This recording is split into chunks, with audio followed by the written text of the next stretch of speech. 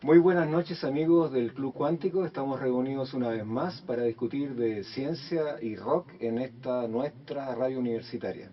Hoy día tenemos un especial invitado, el doctor Rolando Rebolledo, él es matemático de la Pontificia Universidad Católica de Chile y vamos a conversar hoy día en el ciclo El hombre y el universo acerca de azar y realidad. Muy buenas noches, Rolando. Hola Marco, ¿cómo estás? Es realmente un gusto estar aquí con ustedes y con los auditores de esta radio, de esta hermosa universidad a la cual le tengo mucho cariño. Rolando, como acabo de decir, el tema que nos convoca hoy día es azar y realidad. Tú eres un matemático que ha dedicado gran parte de su actividad científica al análisis estocástico, a las probabilidades, para ser más exacto. Y últimamente en el área de la física matemática, en la teoría de los sistemas cuánticos abiertos. Y desde esa perspectiva, desde la perspectiva disciplinaria tuya, quisiera hacerte una consulta que le he hecho a otros de nuestros invitados. Y este proceso que tiene la ciencia antes de aparecer, esta discusión del hombre acerca del universo, específicamente a otro de mis interlocutores los he puesto en el siglo V antes de Cristo y te voy a colocar también, y por el tema, en ese punto esta discusión entre los atomistas y los no atomistas en una Grecia muy antigua, en donde hay una disputa política por el poder que finalmente se define en favor de un sector y significa que ideológicamente esta parte de los atomistas desaparece durante mucho tiempo. Está Demócrito con su teoría de los átomos. Quisiera que nos explicaras desde tu perspectiva científica este proceso que vive la ciencia a partir de este momento, de este desaparecimiento del concepto naturalista del mundo, que también desaparece después durante el periodo de la Edad Media y vuelve a reaparecer en el siglo XV y en el siglo XVI. Bueno, tú partiste citando a los eléatas, ¿no es cierto? O sea, tú te fuiste a la época de los eléatas y esta primera aparición de los atomistas, que yo encuentro que en ese ciclo se ve mejor representado por Epicuro, un poco más tarde o casi al mismo tiempo.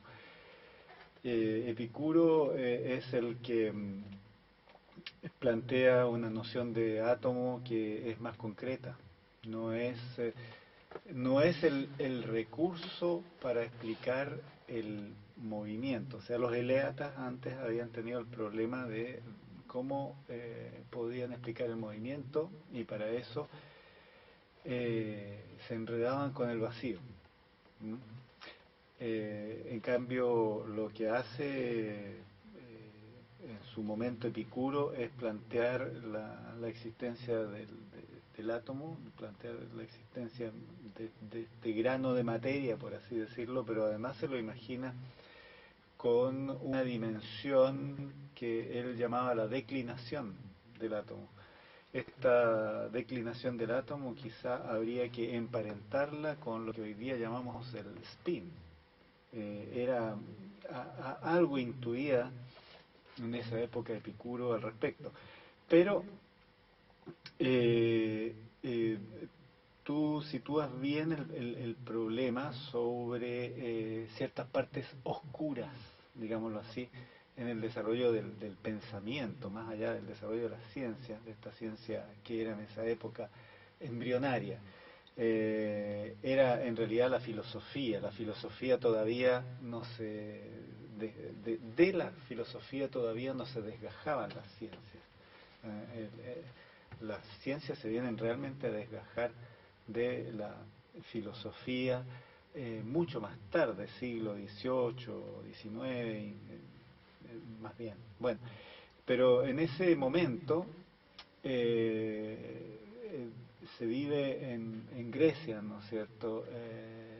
Está viviendo en paralelo con Epicuro Platón, que era un hombre de mucho poder, y él postulaba esta idea de que los gobernantes tenían que ser filósofos, o de alguna manera él pensaba que con la filosofía iba a poder tener mejores gobernantes. Fue un hombre que él mismo ejerció el poder, pero viendo quedando un poquitito desilusionado de eso, ¿no es cierto?, funda la academia para ir formando a los gobernantes de Atenas.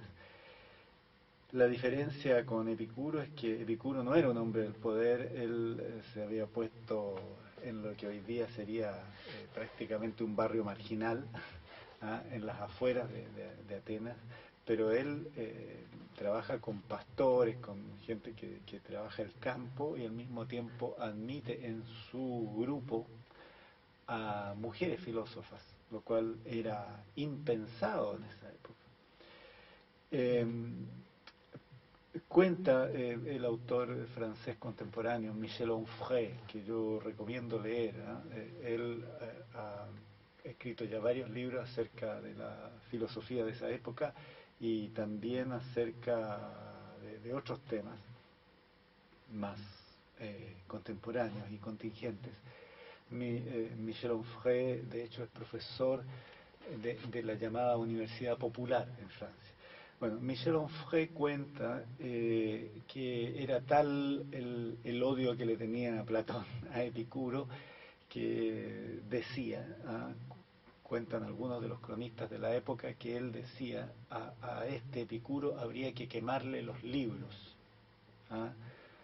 No lo hizo y no se hizo en esa época. El pensamiento de Epicuro, con sus 6 libros dedicados a la física, otros tantos a la ética, una cosa muy interesante. Él fue un hombre muy moral, también preocupado de los problemas morales, éticos. Estos libros van a poder existir hasta 5 siglos más tarde, después de la muerte de Epicuro, pero ahí son quemados finalmente, y debido al fanatismo religioso. Corresponde más o menos a una época en que también se mata, ¿no es cierto?, se mata a Hipatia, la filósofa y matemática y astrónoma, ¿no es cierto?, Hipatia. Corresponden más o menos a la misma época, con un fanatismo religioso muy exacerbado.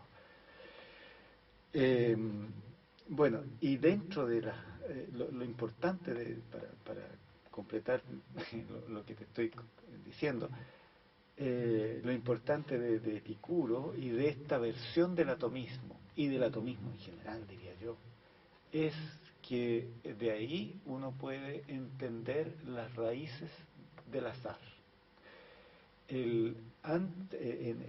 Después de Platón hubo un filósofo que tomó la sucesión en la dirección de la Academia de Platón y que se llamaba Carnéades. Él inauguró, por así decirlo, una escuela o una variante de la escuela platónica que se llamó el probabilismo. Pero ese es otro tema, es decir, esa era una visión profundamente idealista planteaba la imposibilidad del hombre de conocer el mundo de las ideas.